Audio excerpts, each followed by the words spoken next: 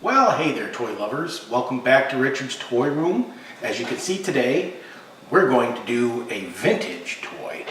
And this is Mystic Skull, the game of Voodoo. It's from 1964, and it's by the Ideal Toy Corporation. This is a, I don't want to call it rare, but I guess the better word would be highly sought after board game. It commands a pretty high price on eBay, especially if it's complete and in good condition. I just happen to have two of them. And this one here I got, maybe about 10 years ago, maybe even longer. I just was on eBay one night and I saw it, and it was, I don't remember how much exactly it ended up being, but it just looked like a fun game to play. And at the time I had friends that I was able to actually play board games with. And so I just threw a bid on it and I actually won. I was like, oh, okay. It's a little beat up and it's also incomplete, unfortunately. But I did have to do a lot of work to it. I'll show you this one first. Unfortunately, it was stored improperly, and somebody probably put something heavy on the lid, and it pushed this part down. This is cardboard, and it kind of made this hard to turn. So I actually steamed this off and separated this entire board, and then I reinforced underneath it with pieces of cardboard in the corners to lift it up so that it actually would work now. And it will work, it just doesn't work as good as it worked when it was new, or like this one. So not too long ago, I've been watching on eBay because I've been trying to pick up pieces because I wanted to just complete this one. And what happened was it's missing a few of the tokens, and it's missing about half of the pins for the game. But, and it was also missing the insert that goes in here. And like I said, the box is a little beat up. As you can see, I like taped up the corners, and you know, it just, it still looks good. I'm going to sell this on eBay in case anyone is watching this at the time that I end up listing it, but you know, you could be watching this 10 years from now, who knows. But anyway, I just basically kind of want to get my money back enough to make it worth completing this one, because I did get the pieces out of this one to complete this one. Now, one thing that just killed me was in this new one that I got, it, like I said, it was complete, well, almost complete. It was just missing a few of the pegs. But the skull has a little hook on the top where the rubber band goes. You'll see that when I show you how to play the game. And I think I know what happened was, it probably was okay, and when the customer was listing it on eBay, they probably dropped it and broke this off because they included the piece. And I glued it back on. Because unfortunately, when I was completing the set, the new one, so that I could have my one to keep, believe it or not, this 53-year-old, 54-year-old game, my skull that was originally in this game that I was putting in here because it wasn't broken, I dropped it and the exact same thing happened. It fell on the counter and the hook broke off. So I glued them both on, and I tested them, and it holds because I used a really good plastic welder, and I think it's like almost as good as new, so I'm not too worried about that. But not that I have much of a choice. I had to, that's the whole main part of the game, so I had to fix. So I figured I'd try the one that I don't want first, and it worked good, so I fixed the other one. Otherwise I was going to have to search for another skull for this game. That would have been fun, because I thought I had it complete. But actually I do now. This box is in pretty good condition. It's got a little bit of you know, like somebody set something on top of it, so, but it didn't get crushed like this one. This one works very smoothly. And the corners are not torn up on it. And it also, I might as well just show you while I'm in here.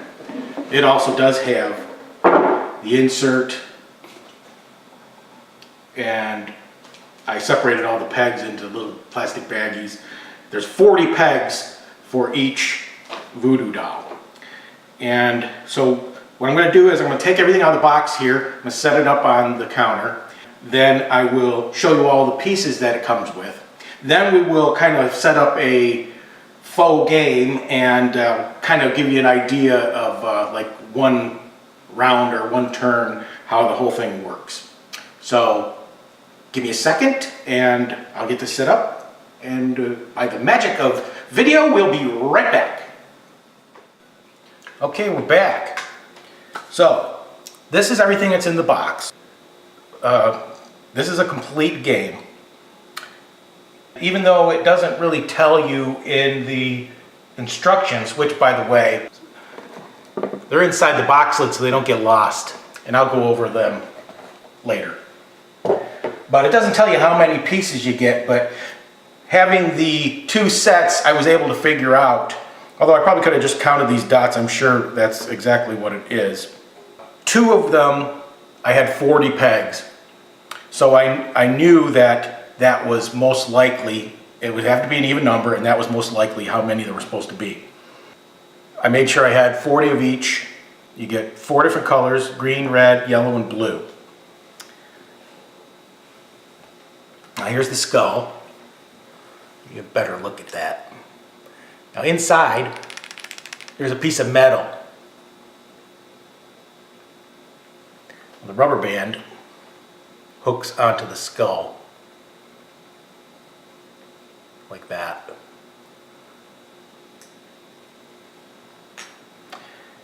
And then here, you've got this piece of tree branch or something, and that hooks into here, like that, and the skull dangles from here. Now underneath this board, there's a metal mechanism under there, and at the end of it, right around here in the board, there is a magnet. So that's the magic of how the actual gimmick of the game works. When you're turning this, and if you don't know, well, let me explain that again. You get this bone, and you put it in the cauldron like this. And when it's your turn, you go like this. Now, if you listen, you stir in the cauldron with this bone. You can kind of hear that moving in there.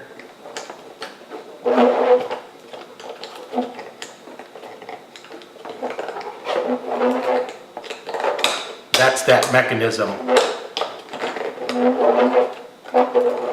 moving underneath. It's kind of rubbing on the cardboard.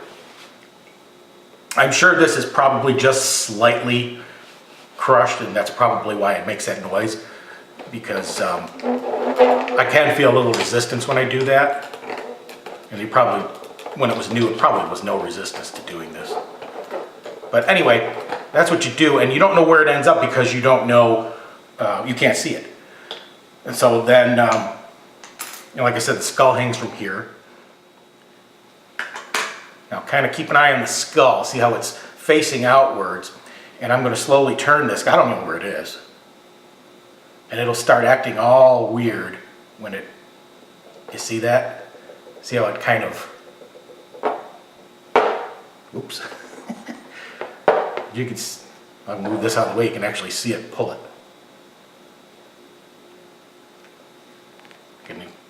See, I'll do it by hand.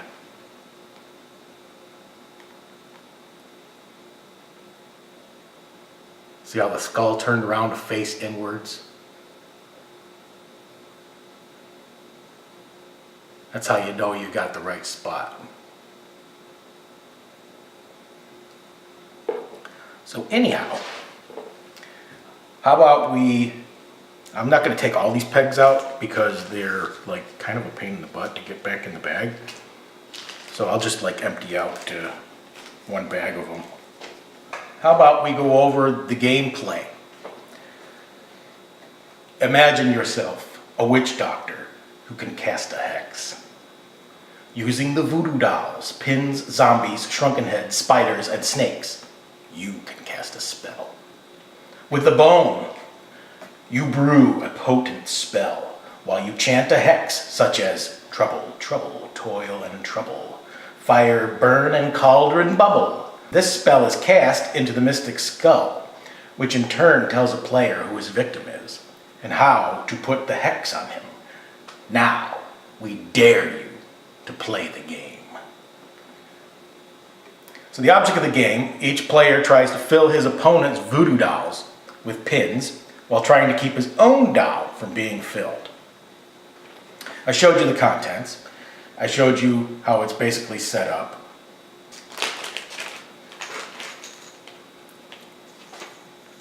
Now there's 4 different tokens. Now if you look here, you've got a zombie token that lets you take 10 or remove 8 voodoo pins. Each player gets one of those.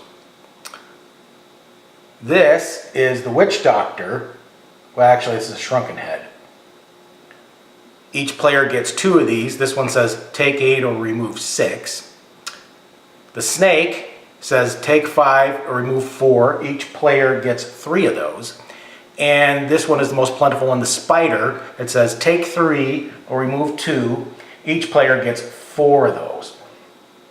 These tokens are used in the game to trade for a larger amount of voodoo pins or to get rid of pins from players' own voodoo doll. You can play 2, 3, or 4 players on this. So obviously, you would set around the board and let's say the red player's sitting here and the yellow player's over here. So they would get their little voodoo dolls. Now whoever goes first, they put the bone in here. So here's how it works. When it's your turn, you're supposed to hold this up and away so it doesn't touch the board.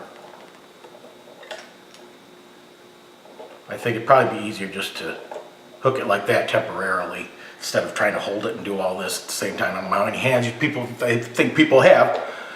Then I want you to stir this as many times as you want. And you're supposed to say some kind of spell like I told you in that blurb at the beginning of the instructions. You can turn it as many times as you want, and you can say your spell. Let's say, I don't know any spells, so I guess I'd have to watch an episode of Bewitched or something. But anyway, you get the idea. Spin as many times as you want. You don't know where it is. Then you let the skull back down, so it's just hanging over the board. And you slowly turn, like I showed you earlier, until the skull starts to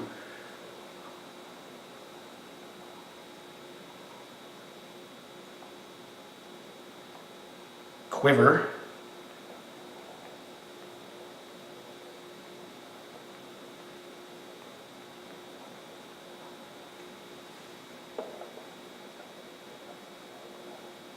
There we go.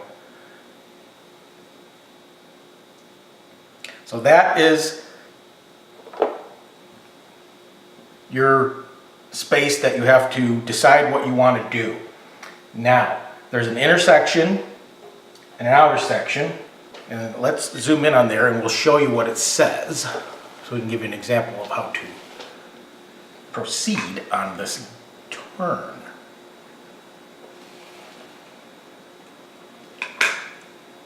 Now, as you can see, I'll move the skull so you can read this. It's the blue one here. It says, 4 pins from the bank or trade zombie token for pins. And at the bottom it says, right. So what that means is, I could take 4 pins from the bank.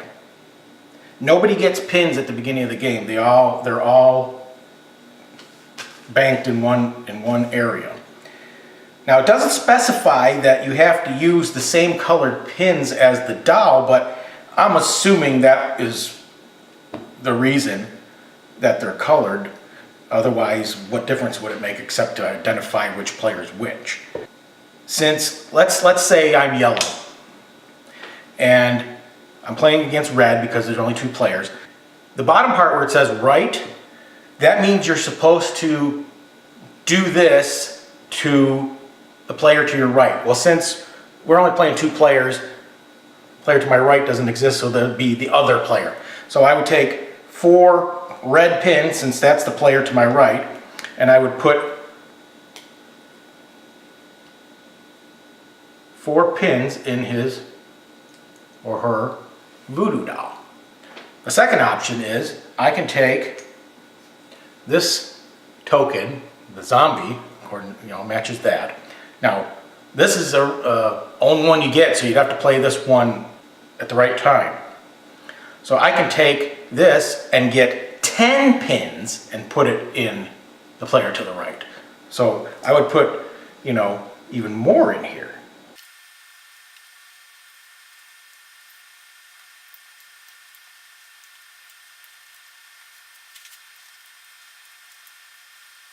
I filled in this whole doll right here. It actually takes 37 pins, so that's interesting. So they didn't give you more than you need because I guess they know kids are stupid and lose stuff. Which is quite obvious from the first game I had where half the pins were gone. Like I said, I couldn't find a chart that says how many it originally comes with. I couldn't find anything online, showing a mint in box game with the pegs still on the sprue. So I'm assuming 40 is probably how many they gave you. They just give you a few extra in case you lose 1 or 2. I can't imagine they'd give you like 50. Then you'd have 13 extra pegs. Anyway, so there's plenty to go around in case you do actually lose a couple, but I'm going to consider a whole complete game 40 pegs, voodoo pins, whatever you want to call them. Now back to the game here. So now the other option is, let's say this guy's turn, it's this guy's turn now. Let's say he ended up with the same, on the same space. So he can take 4 pins, yellow, and put them in mine. Or he can take that zombie token and he can trade that for 10 pins and put them in mine. Or the third option is he can take that zombie token and take 8 pins out of his own and put them back in the bank. So that way, obviously, if this guy's dead, he's out of the game. And since it's a 2-player game, yellow would have won. But say there was, 4 players. Now, say red's got full, he's out. Now it's still against the other 3 to play. You play until the last person has open spaces, open holes in their voodoo doll. So once 2 of these guys get their zombie or their voodoo doll full of pegs, they're out. So that would mean the last man standing with the holes, empty holes, wins. And that's how you play the game. It officially says in the instructions of the game that when a player's doll is filled with pins, he is considered to be under a spell and is out of the game. The last player whose doll still has empty pinholes in it is the winner. Now it has also one other thing on here. It says special rules. If the pointer of the forked branch lands on a line separating segments, the area where most of the skull is hanging or touching is used for play. And when there are only 2 players left in the game, left, right, and choice, as you obviously see it on the bottom here, I had right on this one, but there's also 2 other things. There's to player to the left or you can actually choose which player you want to do it to. I should have pointed that out while we were going over the space, but I was just going over the actual space that we landed on. So yeah, there is actually different options on the outer ring. Tells you which player to play against, left or right to you, or you can choose. So obviously that wouldn't, like it says, it wouldn't matter if there's 2 players, but. So basically that's how you play the game. I think I went over it in quite some detail, so if you got any questions, you know, feel free to comment and I'll try to answer them if I can.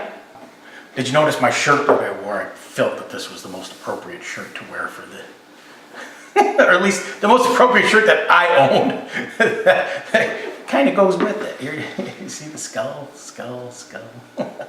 Anyway, it's a fun game. I hope someday to have someone that'll actually play it with me again. I've got so many board games, and we'll be doing more board game reviews in the future. I don't really collect modern ones, so they'll be pretty much all vintage stuff. Lots and lots of them to go over. So I hope you enjoyed that, and stay tuned for my other videos. Subscribe if you haven't already. And as they say on all the other YouTube channels, hit the bell icon to be informed of when I post a new video. Anyway, like I said, join me for more and more videos. You can see we'll be doing videos on the Lincoln and more model kit reviews and builds and more toys, and as soon as I start on the toy room construction, we'll be having a series on that, showing how that's progressing. And yeah, so a lot of good things coming up. Have a good day, and we will see you again soon.